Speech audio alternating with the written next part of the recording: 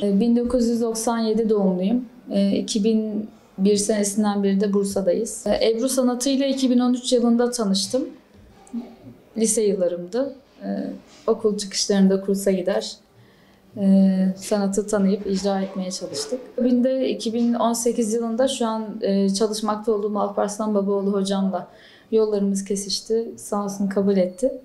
2018'den bu yana da kendisiyle meşk etmekteyim. Ebru sanatı ile tanışmam zaten görsel sanatlara, müziğe olan ilgimden dolayı yayınlarda hep görürdüm, ilgimi çekerdi, merak ederdim.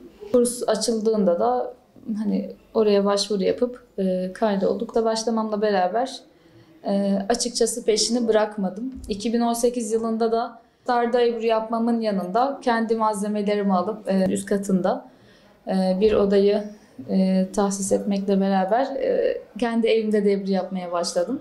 Evde çalışmış olmanın vermiş olduğu durumda tabii ki de daha fazla tekne başında vakit geçirmek benim için daha iyi oldu o zamanlarda. Alparslan hocamla da meşk usulü çalışıyoruz. Kendisi İstanbul'da. Ben zaten o zamana kadar 6 yıldır Ebru çalıştığımdan dolayı kendi çalışmalarımı derleyip İstanbul'a götürüp kendisine göstermek suretiyle derslerimize devam ettik.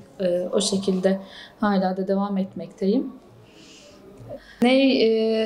Sazına başlamamda lise 1'de Zinnur hocamızın İmam Hatip, İpekçilik İmam Hatip'e derse geleceğini öğrendim.